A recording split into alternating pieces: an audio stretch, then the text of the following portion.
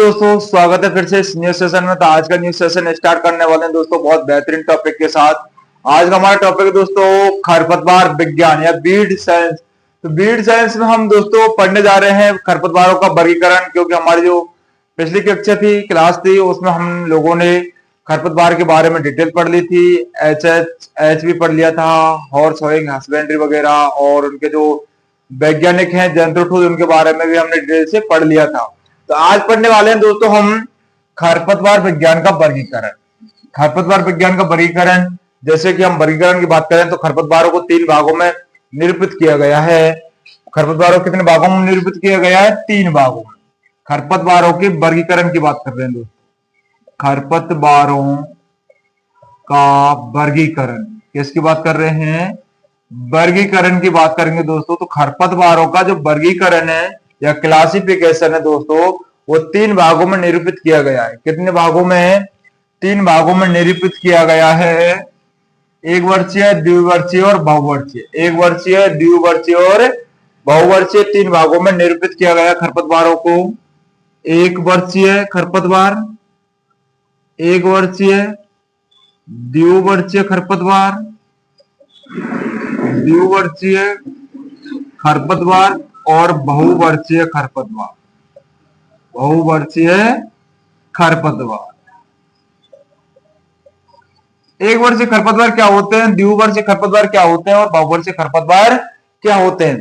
तो देखिए दोस्तों, एक वर्षीय खरपतवार वे होते हैं जिनका जीवन यापन फसलों के साथ साथ ही कंप्लीट हो जाता है, या फिर अपना जीवन यापन 1 साल के अंतर्गत ये कर लेते हैं। द्विवर्षीय खरपतवार की बात करें दोस्तों, तो द्विवर्ष का मीन्स होता है दोस्तों कि वे खरपतवार जिनका 1 वर्ष के अंतर्गत उनका वानस्पतिक प्रजनन होता है या वानस्पतिक वृद्धि होती है, और द्वितीय वर्ष में यह बीज का उत्पादन करते हैं। बहुवर्षीय के अंतर्गत ऐसे खरपतवारों को रखा गया है जो कि 1 वर्षीय, द्विवर्षीय में वनस्पति प्रजनन करते हैं, वृद्धि करते हैं दोस्तों, और जो 2 वर्ष से अधिक हैं बीज उत्पादन करते हैं, और बीज फैलने का कार्य भी इनका बहुवर्षीय खरपतवारों का अधिक होता है, और इनका जीवन यापन दोस्तों लंबे समय तक बना रहता है। जैसे हम बात करें दोस्तों उदाहरण की, तो बहुवर्षीय खरपतवार के अंतर्गत हमारे दूब घास है, इनको रखा गया है, जो कि एक परमानेंट घास होते हैं, दूब घास वगैरह।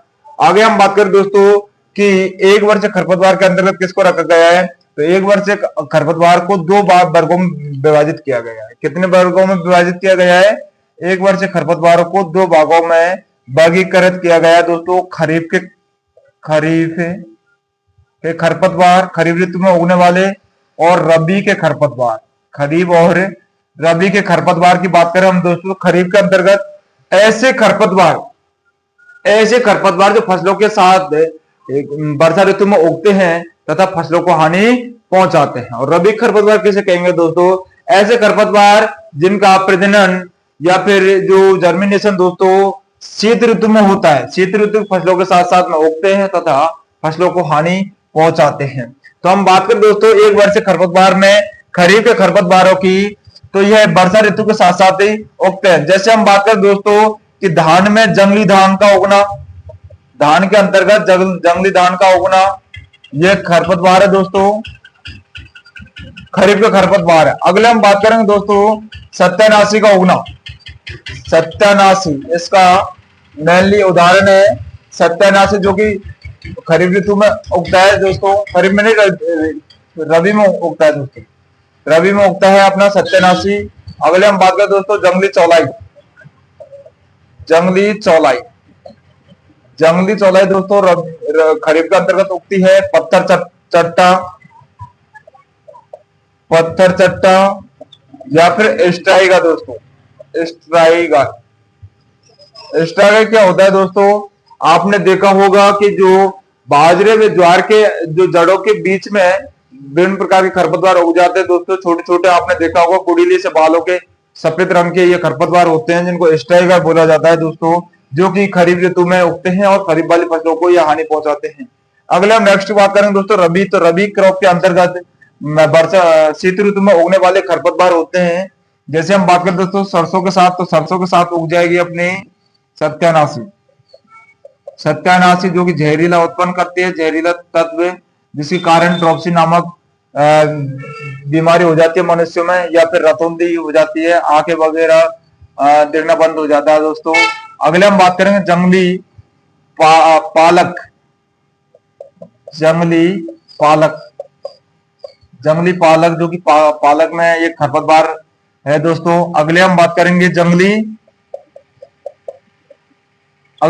करने वाले हैं दोस्तों जंगली गुल्ली डंडा। गुल्ली डंडा, या फिर इसको गेहूंसा भी बोला जाता है दोस्तों, गेहूंसा। या बॉटनिकल नेम की बात करें तो फेलेरिस माइनर। फेलेरिस माइनर,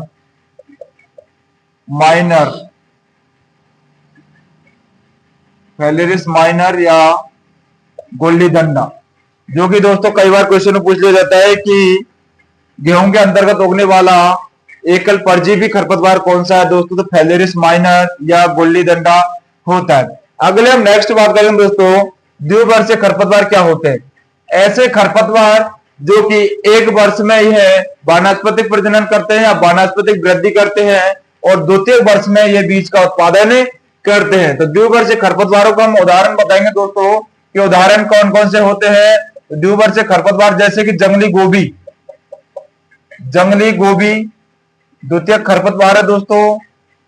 आगे हम बात करेंगे दोस्तों जंगली गाजर।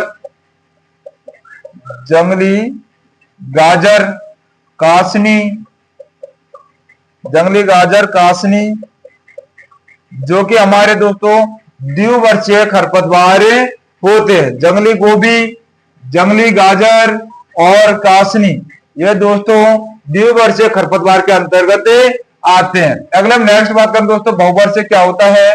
तो ऐसे खरपतवार जो एक वर्षीय या द्विवर्षीय में अपने वानस्पतिक प्रजनन करते हैं तथा तृतीय वर्ष में यह बीज उत्पादन करते हैं, बीज का प्रोडक्शन करते हैं, बहुवर्षीय खरपतवार कहलाते हैं। तो बहुवर्षीय खरपतवार के अंतर्गत दोस्तों कौन कौन से खरपतवार आते हैं उनकी बात करेंगे हम, जैसे सेकेरम मुंजा। सेकेरम मुंजा, सेकेरम मुंजा, या फिर हम बात करें दोस्तों दूब घास। दूब घास जब जिसका प्रबंधन सर्वाधिक होता है दोस्तों हिरण्यखुरी। हिरण्यखुरी एक बहुवर्षीय खरपतवार है दोस्तों। आगे हम बात करेंगे दोस्तों हमारी अमरबेल। अमरबेल भी दोस्तों बहुवर्षीय खरपतवार है। आपने देखा होगा दोस्तों कि यह जो प्रवर्धन करती है तने के द्वारा, इसका तना प्लांट के ऊपर छा जाता है और छाने के बाद में यह प्रवर्धन करता रहता है, लंबे समय तक ये जीवित रहती है, क्योंकि ये दोस्तों परजीवी खरपतवार है। दूब घास दोस्तों सकर्ष के द्वारा वृद्धि करता है जमीन में, और सकर्ष के द्वारा ही ये सर्वाधिक उसमें भूभाग में फैल जाता है दोस्तों। आगे हम नेक्स्ट बात करेंगे दोस्तों कि जो हमारे नेक्स्ट जो क्लास थी दोस्तों, फर्स्ट जो टॉपिक था उसमें हम लोगों ने खरीफ और रबी की डिटेल से बात कर ली दोस्तों, और द्वितीय खरपतवार की बात कर ली है। आगे हम आज इस सेशन में पढ़ने वाले हैं दोस्तों बहुवर्षीय खरपतवार। बहुवर्षीय खरपतवार में विभिन्न प्रकार के खरपतवार होते हैं दोस्तों, जो कि फसल संबंध के आधार पर, परजीवता के आधार पर इनको निरूपित किया गया है दोस्तों। नकलची खरपतवार जो कि बहुवर्षीय खरपतवार के अंतर्गत इनको रखा गया है, जो कि हम डिटेल से पढ़ने वाले हैं दोस्तों बहुवर्षीय खरपतवार। क्या पढ़ने वाले हैं दोस्तों? बहुवर्षीय खरपतवार। बहुवर्षीय खरपतवारों को हम डिटेल से पढ़ने वाले हैं। बहुवर्षीय खरपतवार क्या होते हैं दोस्तों? जैसे कि विभिन्न प्रकार की क्रॉपों में ये लंबे समय तक जीवित रहते हैं। जैसे हम बात करें दोस्तों मेनली दूब घास की, दूब घास एक बहुवर्षीय खरपतवार है। यह फसलों के साथ में दोस्तों ग्रो करता है, और ग्रो करने के बाद में बीज का उत्पादन भी करता है। यदि हम बात करें दोस्तों कि हम फसल का उत्पादन ले लेते हैं, और उत्पादन लेने के बाद में फसल का उत्पादन लेने के बाद में क्या होता है दोस्तों कि ये इसके जो सकर्ष होते हैं वो मिट्टी में रह जाते हैं और उसके बाद में ग्रो कर जाते हैं। तो हम बात करने वाले हैं दोस्तों आज न्यू टॉपिक में बहुवर्षीय खरपतवार की। बहुवर्षीय खरपतवार, खरपतवार। तो बहुवर्षीय खरपतवार ऐसे खरपतवार या ऐसे प्लांट होते हैं दोस्तों खरपतवारों के, जो 1 वर्ष में या 2 वर्ष में वृद्धि करेंगे वनस्पति को और तृतीय वर्ष में बीज का उत्पादन करते हैं, बहुवर्षीय खरपतवार कहलाते हैं दोस्तों। तो बहुवर्षीय खरपतवार में हम उदाहरण की बात कर लेते हैं कि बहुवर्षीय खरपतवार के अंतर्गत कौन कौन से खरपतवार आते हैं दोस्तों।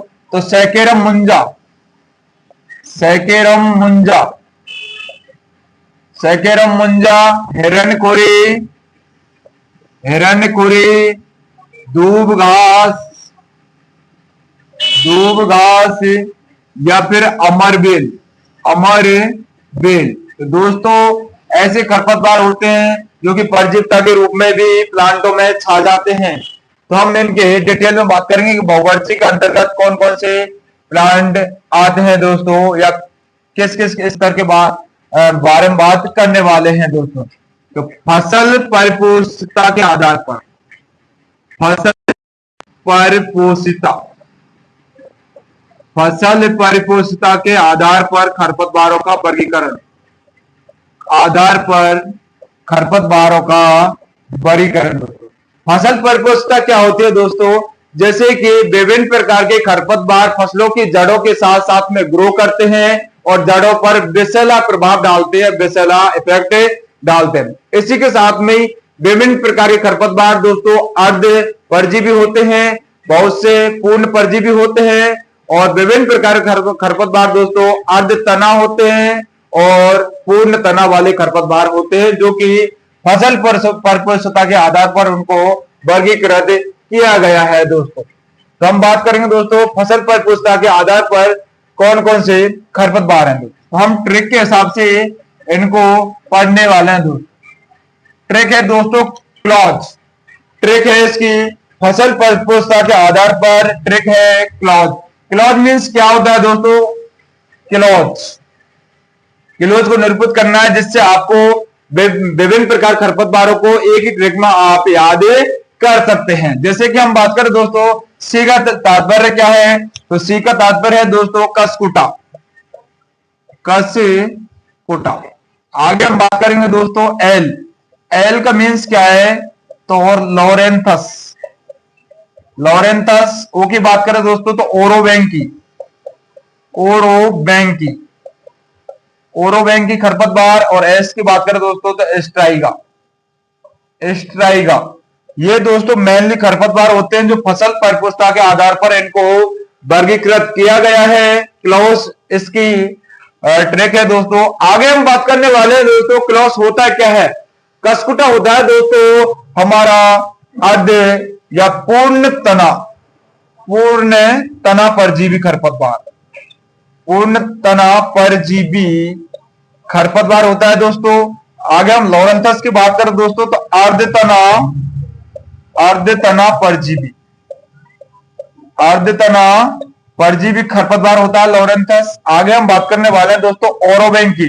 तो ओरोबैंकी क्या होता है दोस्तों, अर्धतना।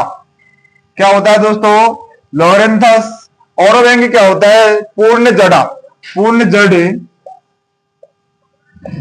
पूर्ण जड़ परजीवी, पूर्ण जड़ परजीवी खरपतवार, पूर्ण जड़ परजीवी खरपतवार। आगे हम स्टाइगा की बात करें दोस्तों तो यह अर्ध जड़ परजीवी खरपतवार है, अर्ध जड़ परजीवी खरपतवार, अर्ध जड़ परजीवी खरपतवार होते हैं दोस्तों कसकुटा, लॉरेंथस, ओरोबैंकी और एस्ट्राइगा। कसकुटा क्या होता है दोस्तों, कसकुटा मीन्स होती है अमरबेल। अमरबेल एक पूर्ण तना परजीवी है दोस्तों। यह प्लांट के ऊपर या बहुवर्ष से जो हमारे प्लांट होते हैं उन पर छा जाती है और पूर्ण तना के रूप में यह प्रवेश करती है और यह दूसरे फसल को नुकसान पहुंचाते हैं। जैसे कि हम बात करें दोस्तों बासिलिया निलोटिका जो हमारा बबूल है उसकी बात करने वाले हैं, तो उस पर दोस्तों यह छा जाती है और छाने के बाद में यह उस प्लांट से अपना जो भोजन है वो सोख लेती है और सोखने के बाद में उस प्लांट को दोस्तों सुखा देती है। आगे हम बात करें दोस्तों अर्ध तना परजीवी जो लॉरेंथस होता है जो कि विभिन्न प्रकार की फसलें जैसे कि ज्वार वगैरह में छा जाता है। आगे हम ओरोबैंकी की बात करें दोस्तों तो ओरोबैंकी भी क्या होती है, पूर्ण जड़ परजीवी खरपतवार है। स्ट्राइगा की बात करें दोस्तों तो स्ट्राइगा अर्ध जड़ परजीवी खरपतवार है जो कि ज्वार एवं मक्का में या फिर बाजरे में दोस्तों यह जड़ अर्ध जड़ परजीवी खरपतवार है जो कि जड़ वाले जो हमारे बाजरा वगैरह है उन फसलों में सर्वाधिक नुकसान पहुंचाती है। तो हम बात करने वाले हैं दोस्तों कि हमारी जो कसकुटा है, कसकुटा अर्ध परजीवी हमारी जो खरपतवार है दोस्तों, कसकुटा कौन है? कसकुटा ये किसके अंतर्गत पाई जाती है? या फिर हम बात करें दोस्तों स्ट्राइगा की, तो स्ट्राइगा किस में पाई जाती है? तो स्ट्राइगा की बात करें तो स्ट्राइगा बाजरा ज्वार में पाया जाता है दोस्तों। किसके अंतर्गत? बाजरा व ज्वार वाली फसलों का सर्वाधिक खरपतवार है जो कि अर्ध परजीवी खरपतवार है। यदि हम बात करें दोस्तों पूर्ण तना परजीवी, किसकी बात करने वाले हैं? पूर्ण तना परजीवी जो लोरेंथस है उसकी बात करने वाले हैं, तो अमरबेल इसके अंतर्गत सबसे ज्यादा पाई जाती है। अमरबेल, अमरबेल इसका दोस्तों परजीवी है। या फिर हम बात करें कौन कौन सी फसल में उगाई जाती है, तो ये रेजका बरसिम में, रेजका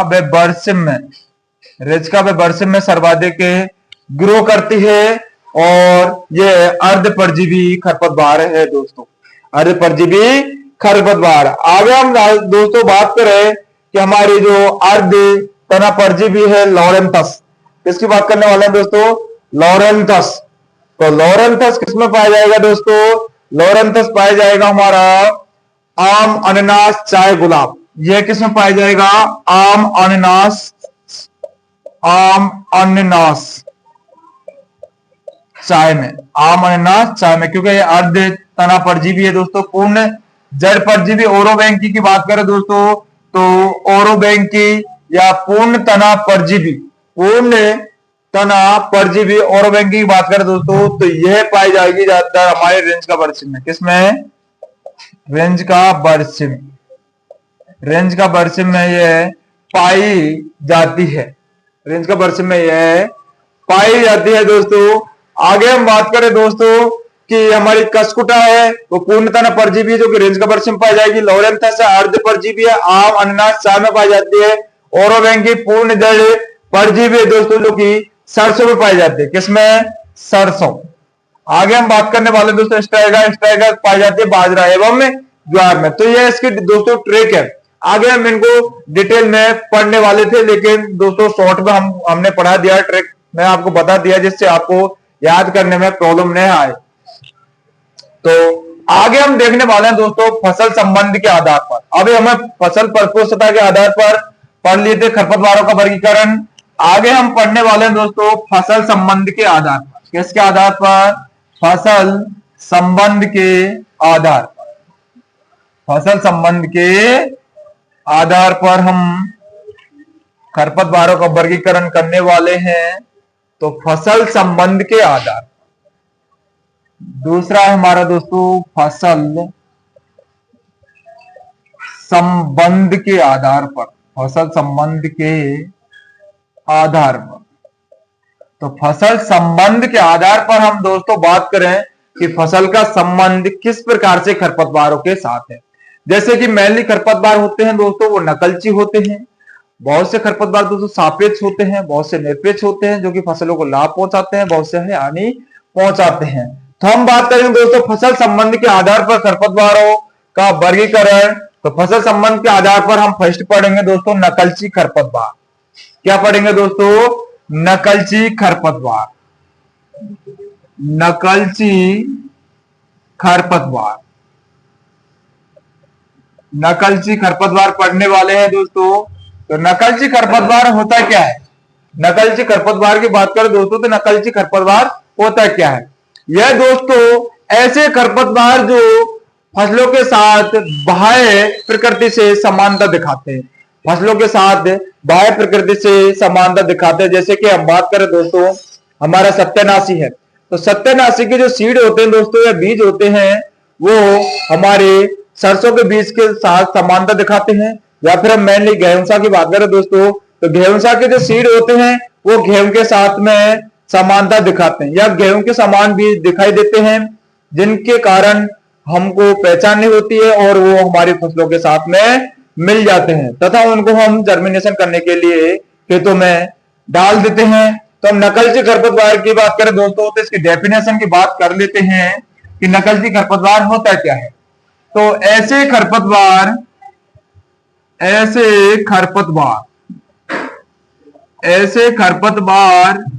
जो कि फसलों की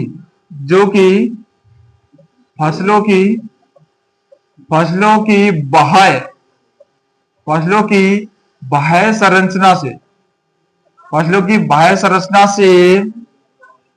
संरचना से काफी मिलते जुलते होते हैं,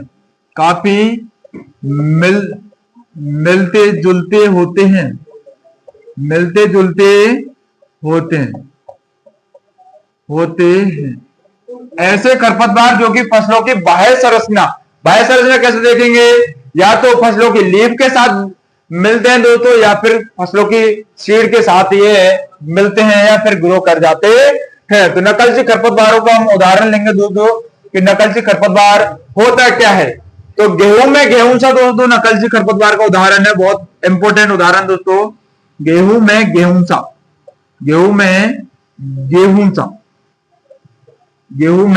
गेहूंसा या फेलेरिस माइनर दोस्तों इसका बॉटनिकल नेम है फेलेरिस माइनर, जो कि दोस्तों गेहूं में गेहूंसा के रूप में यह पाया जाता है और फसलों के साथ में ग्रो कर जाता है दोस्तों, फेलेरिस माइनर, या फिर इसको गुल्ली डंडा के नाम से भी जाना जाता है। आगे हम बात करें दोस्तों ज्वार में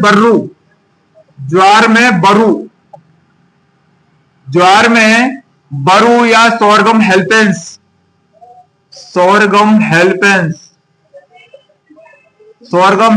इसका बॉटनिकल नेम है। ज्वार का नाम botanical name sorghum bicolor है दोस्तों। तो ज्वार में बर्रू पाया जा रहा है तो सोरगम हेल्पेंस।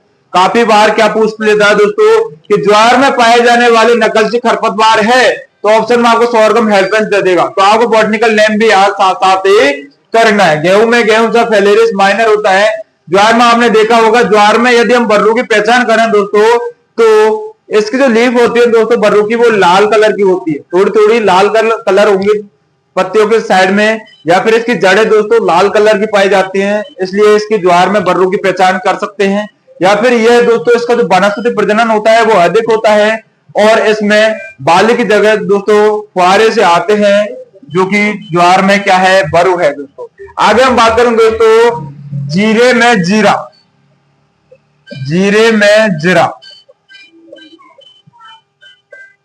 जीरे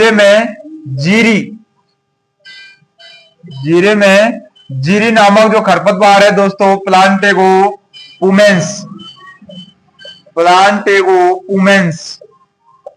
पुमेंस इसका बॉटनिकल नेम है, जो कि जीरे के नाम में नकलची खरपतवार पाया जाता है। जीरे में दोस्तों जीरी नामक जो नकलची खरपतवार है वो पाया जाता है, जिसका बॉटनिकल नेम प्लांटेगो पुमेंस है दोस्तों। प्लांटेगो पुमेला इसका बॉटनिकल नेम है। अगले हम बात करेंगे दोस्तों जौ में जय या जंगली जई दोस्तों जौ में छा जाती है, तो इसका बॉटनिकल नेम है दोस्तों एनिमा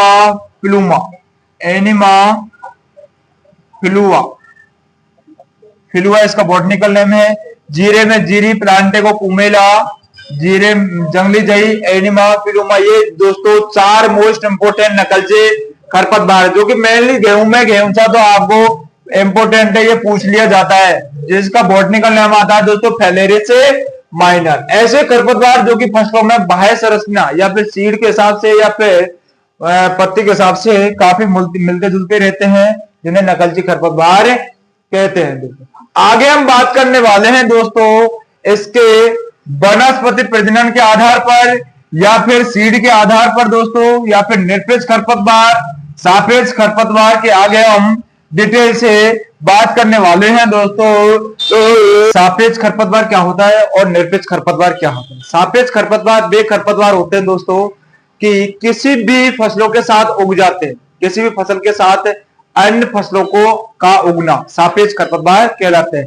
जैसे हम बात करें दोस्तों कि कभी कभी हमारे जो सरसों के साथ चने का उगना या फिर गेहूं का उगना हो जाता है, बाजरे के साथ विभिन्न प्रकार के पौधे का उगना हो जाता है दोस्तों, तो वो सापेक्ष खरपतवार कहलाते हैं। जैसे कि हम बात करें दोस्तों कि गेहूं के साथ चना उगना और बाजरे के साथ हमारी ज्वार उग जाती है, तो उन्हें सापेक्ष खरपतवार के अंतर्गत रखा गया है। तो हम बात करेंगे दोस्तों सापेक्ष खरपतवार। सापेक्ष खरपतवार, सापेक्ष खरपतवार क्या होते हैं दोस्तों कि किसी भी फसल के साथ उसी फसल में विभिन्न प्रकार के अन्य फसलों का उगना सापेक्ष खरपतवार कहलाता है दोस्तों। जैसे कि हम बात करें डेफिनेशन की, तो किसी भी फसल के साथ उसी ऋतु में अन्य फसल के बीजों का उगना,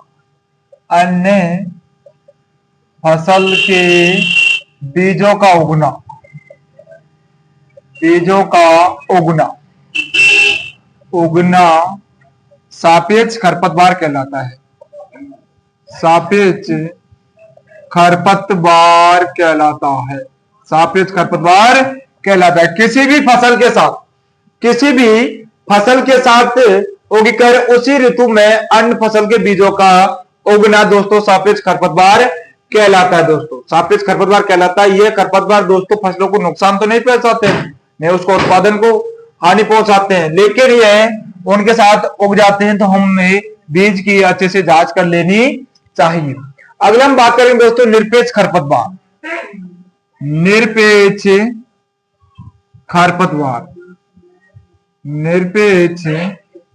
तो निरपेक्ष खरपतवार क्या होता है दोस्तों, जो मुख्य फसल के साथ उग जाते हैं, जो कि मुख्य फसल के साथ उगकर उस फसल का उत्पादन को गिरा देते हैं, उत्पादन में कमी कर देते हैं, उसे निरपेक्ष खरपतवार कहते हैं। जैसे कि दोस्तों हम बात करें घास की या बथुआ की बात करें, तो ये मुख्य फसल के साथ उग जाते हैं। जैसे जलकुंभी की बात करें, तो हमारी मुख्य फसल कौन सी होगी जलकुंभी में, धान हमारी मुख्य फसल हो जाएगी, और धान के साथ में जलकुंभी का उगना या फिर फेलेरियस माइनर का उगना गेहूं के साथ, तो ये दोस्तों निरपेक्ष खरपतवार कहलाता है, जो कि मुख्य फसल के साथ होकर अन्य फसल को उपज में कमी कर देते हैं। जो कि ऐसे खरपतवार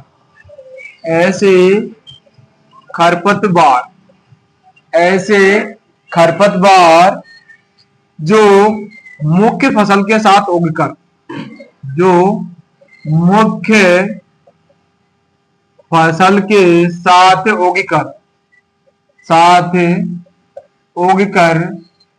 उस फसल का साथ उगकर उसकी उपज में कमी कर देते हैं। हम बात करें दोस्तों निरपेक्ष खरपतवार की, तो ऐसे खरपतवार जो मुख्य फसल के साथ उगेंगे, ग्रो करेंगे, और उसी फसल को हमारी मुख्य फसल होती है उस फसल की उपज में क्या कर देते हैं, कमी कर देते हैं, तो निरपेक्ष खरपतवार कहलाते हैं दोस्तों। अब निरपेक्ष खरपतवार की बात करें दोस्तों, तो निरपेक्ष खरपतवार में एक वर्षीय भी होते हैं, द्विवर्षीय भी होते हैं। एक वर्षीय भी होते हैं और द्विवर्षीय भी होते हैं। तो एक वर्षीय कौन कौन से होते हैं दोस्तों, एक वर्षीय, और इसमें पाए जाते हैं दोस्तों द्विवर्षीय। निरपेक्ष खरपतवार में एक वर्षीय व द्विवर्षीय का वर्गीकरण किया गया है। एक वर्षीय व द्विवर्षीय खरपतवार, तो एक वर्षीय द्विवर्षीय के अंतर्गत दोस्तों जैसे कि हमारे आ जाते हैं बथुआ आ जाता है, या फिर खरबथुआ आ जाता है, खरबथुआ इधर आ जाएगा दोस्तों जंगली गोभी व जंगली गाजर, ये दोस्तों आ जाते हैं हमारे एक वर्षीय व द्विवर्षीय खरपतवार। तो हमने दोस्तों निरपेक्ष और सापेक्ष की बात कर ली है दोस्तों।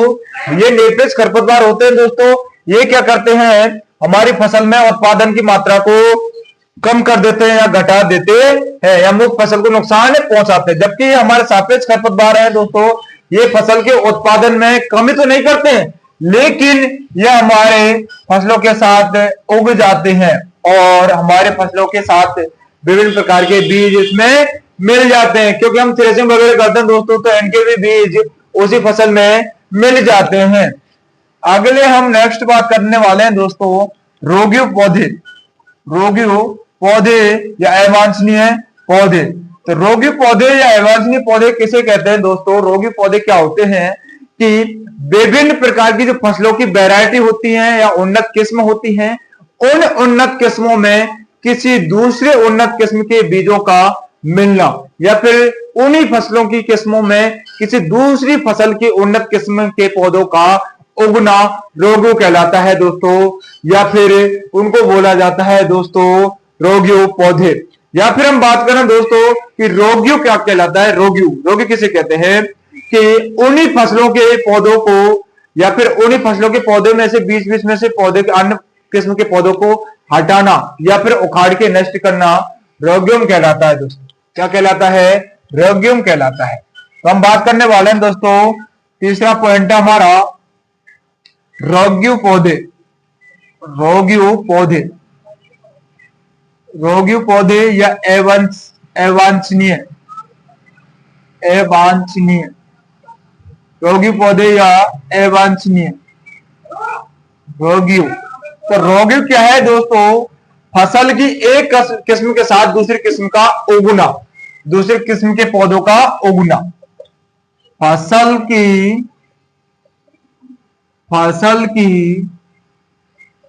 एक किस्म का, फसल की एक किस्म के पौधों का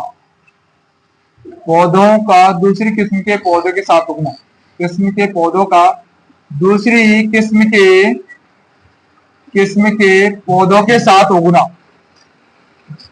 पौधे के साथ उगना रोगीय पौधे कहलाते हैं दोस्तों। रोगीय पौधे कहलाते हैं, रोगीय पौधे कहलाते हैं। फसल की एक किस्म के पौधों का दूसरी किस्म के पौधों के साथ उग जाते हैं, जिन्हें रोगीय पौधे कहलाते हैं। जैसे हम बात करें दोस्तों गेहूं की कल्याण सोना किस्म का किसके साथ उगना? सरबत्ती के साथ उगना। कल्याण सोना किस्म का सरबत्ती के साथ उगना। हम उदाहरण की बात करें दोस्तों तो गेहूं की कल्याण सोना, गेहूं की कल्याण सोना किस्म में सरबती सोना किस्म का उगना, सोना किस्म का उगना। गेहूं की दोस्तों कल्याण सोना जो वैरायटी है, उन्नत वैरायटी है, उसके साथ में सरबती सोना की किस्म का मिल जाना तथा एक ही साथ इनके पौधे उग जाते हैं, जिन्हें दोस्तों रोगीय पौधे या अवांछनीय पौधे कहलाते हैं। इन्हीं पौधों को दोस्तों जैसे कि कल्याण सोना और सरबती सोना दोनों एक ही खेत में उग गए हैं, तो इनमें से दोस्तों कल्याण सोना की किस्मों को हटाना या फिर सरबती सोना किस्मों को हटाना ही दोस्तों रोगीय कहलाता है। अगले हम नेक्स्ट उदाहरण की बात करेंगे दोस्तों। तो दूसरा उदाहरण हमारे सरसों की पूषा कल्याणी में है। सरसों की पूषा कल्याणी में, सरसों की पूषा कल्याणी में, सरसों की पूषा कल्याणी में पूषा बोल्ड का उगना, पूषा बोल्ड का उगना, पूषा बोल्ड का उगना।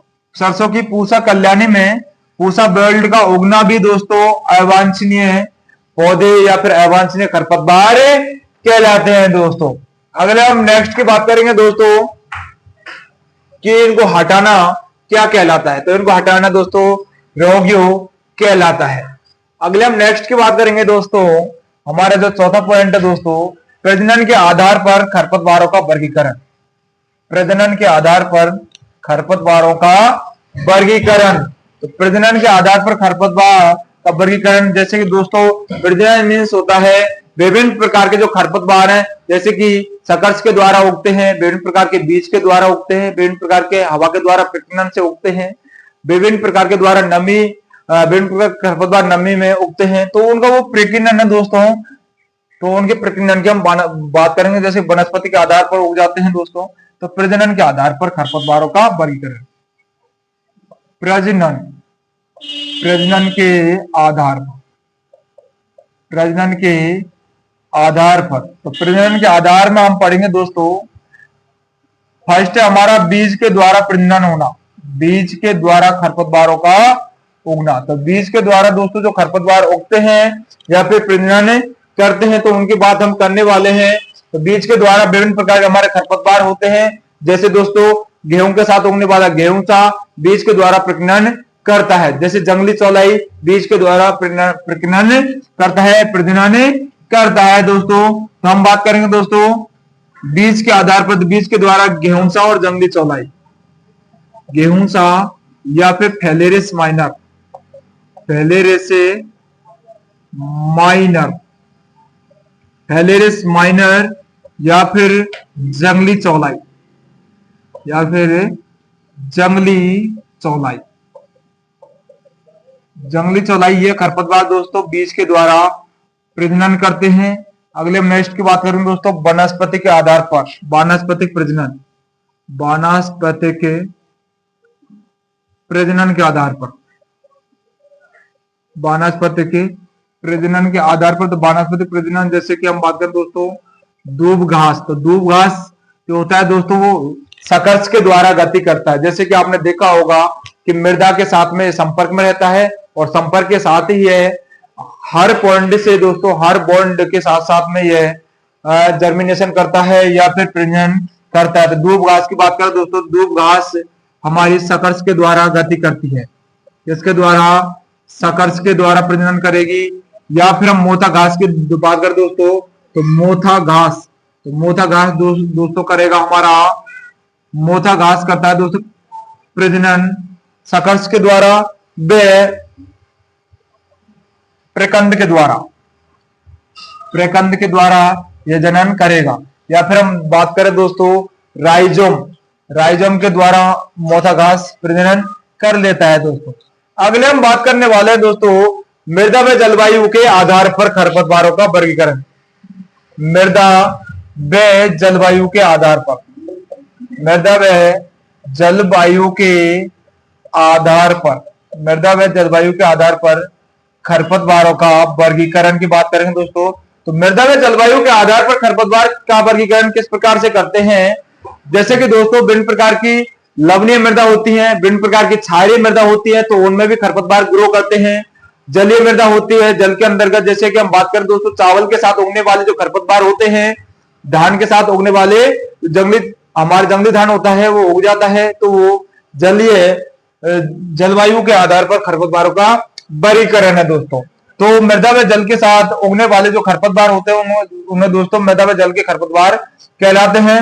जैसे कि हम उदाहरण की बात करें दोस्तों, तो जल व मृदा व जलवायु के आधार पर तो जंगली धान क्या आ जाएगा दोस्तों, जंगली धान, जलकुंभी, जंगली धान, जलकुंभी, हाइड्रला, हाइड्रला, हाइड्रला, ये दोस्तों मृदा व जलवायु के आधार पर खरपतवारों का वर्गीकरण है।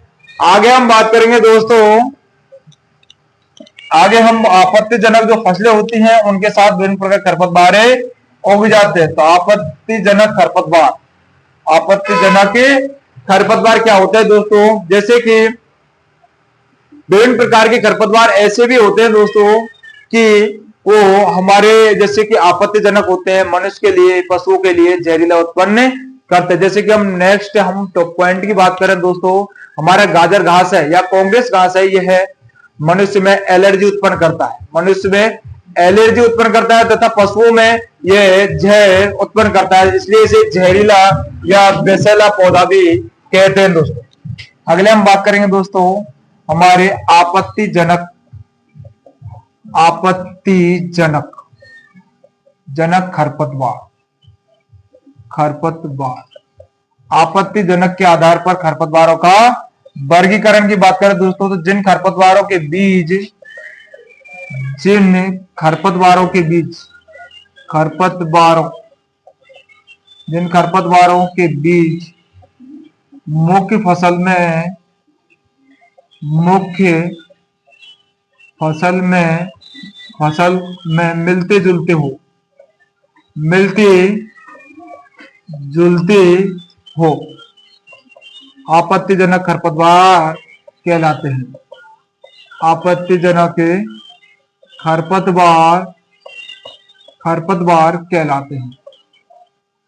आपत्तिजनक खरपतवार कहलाते हैं। जैसे कि दोस्तों जिन खरपतवारों के बीज मुख्य फसल से, जैसे कि हम बात करें दोस्तों गाजर घास की, तो गाजर घास के बीज मुख्य फसल, जैसे कि गाजर है हमारी, उस फसल के साथ ये मिलते जुलते दिखाई देते हैं। या फिर हम बात करें दोस्तों सरसों, सरसों के बीज हमारे सत्यानाशी के साथ मिलते जुलते होते हैं, वो भी आपत्तिजनक खरपतवार के अंतर्गत आता है। जैसे कि रेंचका के साथ अमरवल के बीज होते हैं जो मिलते जुलते होते हैं, तो वो भी दोस्तों आपत्तिजनक खरपतवार होते हैं। तो आपत्तिजनक खरपतवार के हम उदाहरण की बात कर लेते हैं दोस्तों। तो आपत्तिजनक खरपतवार कौन कौन से हो सकते हैं, जैसे कि गेहूं में हिरणखुरी, गेहूं में हिरणखुरी, हिरण्यखुरी, यह दोस्तों आपत्तिजनक खरपतवार है। या फिर हम बात करें सरसों में सत्यानाशी, सरसों में सत्यानाशी, सरसों में सत्यानाशी। या फिर रेंजका में अमरवेल की बात करें दोस्तों, तो रेंजका में अमरवेल, रेंजका में अमरवेल, यह दोस्तों आपत्तिजनक खरपतवार है। जैसे कि हम मेनली उदाहरण लें दोस्तों कि सरसों में सत्यानाशी, तो सरसों में सत्यानाशी जो खरपतवार होते हैं दोस्तों, वो मनुष्य में, जैसे कि मान के चलो हमने सरसों का तेल निकलवाया दोस्तों, सरसों के तेल के साथ साथ इनके बीज मिल जाते हैं, तो निकलवाने के बाद में उसमें दोस्तों जहरीला उत्पन्न हो जाता है तेल, और मनुष्य में ड्रॉपसी नामक जो रोग है वो उत्पन्न हो जाता है, जिसके कारण मनुष्य अंधापन हो जाता है मनुष्य में दोस्तों। तो कौन करता है अंधापन? सरसों में सत्यानाशी दोस्तों, या फिर कटेली भी बोल सकते हैं। अगले हम बात करने वाले हैं दोस्तों कि बीज पत्र के आधार पर, बीज पत्र के आधार पर खरपतवारों का वर्गीकरण, बीज पत्र के आधार पर, तो बीज पत्र के आधार पर खरपतवारों का वर्गीकरण करेंगे दोस्तों। तो बीज पत्र के आधार पर कैसे दोस्तों? एक बीज पत्री खरपतवार और द्विबीज पत्री खरपतवार, ऐसे खरपतवार जिनको टुकड़े करने पर एक ही बॉन्ड दिखाई देता है, या फिर जिनका टुकड़ा बिल्कुल नहीं होता है दोस्तों, वो एक बीज पत्री खरपतवार के अंतर्गत आते हैं। और जिनका टुकड़ा करने पर दोस्तों उसका बीज दो भागों में डिवाइडेशन हो जाता है, उनको द्विबीज पत्री खरपतवार कहते हैं। जैसे हम बात करें दोस्तों, ये अपना सीड है, तो इस सीड के दो टुकड़े नहीं होते हैं, तो ये एक बीज पत्री के अंतर्गत आ जाता है दोस्तों। या फिर हम बात करें कि जैसे विभिन्न प्रकार के जो खरपतवारों के बीज होते हैं उसमें द्विविभाजन हो जाता है, या फिर द्विपत्र होते हैं जिन फसलों के बीजों में, उसको द्विबीज पत्री खरपतवार भी कहते हैं दोस्तों। तो हम बात करने वाले हैं दोस्तों बीज पत्र के आधार पर। तो बीज पत्र के आधार पर दो प्रकार के खरपतवार होते हैं, एक बीज पत्री खरपतवार, एक बीज पत्री खरपतवार, खरपतवार, और दोस्तों द्विबीज पत्री खरपतवार, द्विबीज पत्री खरपतवार, खरपतवार। एक बीज पत्री खरपतवार और द्विबीज पत्री खरपतवार। दोस्तों एक बीज पत्री खरपतवार के अंतर्गत जो हमारे खरपतवार होते हैं उनका विभाजन नहीं होता है। हम बात करें दोस्तों जो एक बीज पत्री के अंतर्गत आने वाले जो हमारे खरपतवार है दोस्तों, उसके अंदर भी सक्रिय पत्ती वाले खरपतवार आते हैं दोस्तों, सक्रिय पत्ती वाले भी खरपतवार आते हैं, या चौड़ी पत्ती वाले भी खरपतवार आते हैं दोस्तों। तो हम बात करें दोस्तों एक बीज पत्री खरपतवार या द्विबीज पत्री खरपतवार। तो एक बीज पत्री खरपतवार का जो उदाहरण है दोस्तों वह है मोथा घास, मोथा घास, या फिर दूब घास, या फिर प्याजी। ये दोस्तों एक बीज पत्री खरपतवार है। या हम दो बीज पत्री खरपतवार की बात करें दोस्तों तो बथुआ, बथुआ का हम बीज को तोड़ने पर ये दो भागों में डिवाइडेशन हो जाता है दोस्तों। अगले हम लेंटाना कैमरा की बात करें तो लेंटाना कैमरा, इसका भी दोस्तों द्विविभाजन हो जाता है। हमने बीज पत्र के आधार पर खरपतवारों का वर्गीकरण कर लिया दोस्तों। आपत्तिजनक खरपतवारों के आधार पर भी हमने वर्गीकरण कर लिया, जैसे कि एक बीज पत्री खरपतवार, द्विबीज पत्री खरपतवार। बीज पत्र के आधार पर तो मोथा घास, दूब घास और प्याजी ये एक बीज पत्री खरपतवार के अंतर्गत आते हैं। द्विबीजपत्री खरपतवार बथुआ, लेंटाना और कैमरा ये इसके अंतर्गत आ जाते हैं। अगला हम नेक्स्ट बात करेंगे दोस्तों पत्ती के आधार पर।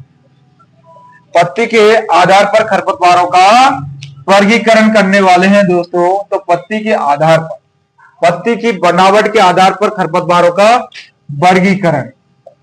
पत्ती की बनावट, पत्ती की बनावट के आधार पर, पत्ती की बनावट के आधार पर खरपतवारों का वर्गीकरण। खरपतवारों का वर्गीकरण, वर्गीकरण। आगे हम बात करें दोस्तों तो ये भी दो भागों में निरूपित होती है दोस्तों। पत्ती की बनावट, पत्ती की बनावट मीन्स होता है दोस्तों चौड़ी पत्ती वाले खरपतवार, सकड़ी पत्ती वाले खरपतवार। तो चौड़ी पत्ती वाले खरपतवार कौन कौन से होते हैं? ऐसे पौधे जिनकी पत्तियां कैसे हो दोस्तों? चौड़ी हो। ऐसी पत्तियां यदि किसी खरपतवार में दिखाई देती है दोस्तों तो ये हो जाएगी चौड़ी पत्ती वाले खरपतवार, चौड़ी पत्ती वाले खरपतवार। या फिर किसी पौधे की ऐसी पत्ती दिखाई दे रही है दोस्तों गेहूं के पत्ते के समान, तो ये हो जाएगी सकड़ी पत्ती वाले खरपतवार। क्या हो जाएगी? सकड़ी पत्ती वाले खरपतवार होती हैं। तो आप इनको देखकर भी अनुमान लगा सकते हैं दोस्तों कि चौड़ी पत्ती वाले खरपतवार किस ऋतु में होंगे और सकड़ी पत्ती वाले खरपतवार किस ऋतु में उगते हैं। तो चौड़ी पत्ती वाले की बात करें दोस्तों तो यह खरीफ ऋतु में उगते हैं। यह दोस्तों रबी ऋतु में उगते हैं। किस ऋतु में? रबी में। और ये उगते हैं दोस्तों खरीफ में। ये दोस्तों खरीफ में उग जाते हैं। और इनकी फसलों की बात करें दोस्तों तो विभिन्न प्रकार की फसलों के साथ साथ ये ग्रो भी करते हैं और फसलों को नुकसान भी पहुंचाते हैं दोस्तों। तो हम बात करने वाले हैं दोस्तों सकड़ी पत्ती वाले, सकड़ी पत्ती वाले खरपतवार, पत्ती वाले, सकड़ी पत्ती वाले खरपतवार। आगे हम बात करेंगे दोस्तों चौड़ी पत्ती वाले खरपतवार, चौड़ी पत्ती वाले खरपतवार, सकड़ी पत्ती वाले और चौड़ी पत्ती वाले खरपतवार। तो सकड़ी पत्ती वाले की बात करें दोस्तों तो मोथा घास, मोथा घास, दूब घास, दूब घास, प्याजी, प्याजी, ग्रेम, गेहूंसा, गेहूंसा, ये दोस्तों हमारी सकड़ी पत्ती वाले खरपतवार है। मोथा घास, दूब घास, प्याजी, ग्रेम और गेहूंसा। तो दोस्तों यह सकड़ी पत्ती वाले खरपतवार होते हैं जो कि खरीफ ऋतु में ज्यादातर उगते हैं दोस्तों और ये बहुवर्षीय खरपतवार है। अगले हम चौड़ी पत्ती वाले जो खरपतवार की बात करें दोस्तों तो चौड़ी पत्ती वाले बथुआ। आपने देखा होगा बथुआ की पत्तियां भी कैसे होती है दोस्तों? चौड़ी होती हैं। या बायुसुरी, बायुसुरी, लेंटाना कैमरा, लेंटाना कैमरा। ये दोस्तों ऐसे खरपतवार जिनकी पत्तियां चौड़ी होती है। कैसी होती है दोस्तों? जिनकी पत्तियां चौड़ी होती हैं उसके अंतर्गत दोस्तों चौड़ी पत्ती वाले खरपतवार को रखा गया है। ऐसे खरपतवार जिनकी पत्तियां कैसे होती हैं? सकड़ी होती हैं, उनको दोस्तों सकड़ी पत्ती वाले खरपतवार भी कहते हैं। जैसे मोथा घास, दूब घास, प्याजी, ग्रेम, गेहूंसा। और चौड़ी पत्ती के अंतर्गत दोस्तों बथुआ, बायुश्री, लेंटाना, कैमरा। यह दोस्तों हमारे खरपतवारों का वर्गीकरण कंप्लीट हो चुका है दोस्तों। तो आज की क्लास को हम यही कंप्लीट करते हैं दोस्तों और मिलते हैं नेक्स्ट क्लास में बहुत बेहतरीन टॉपिक के साथ दोस्तों। तो तब तक जय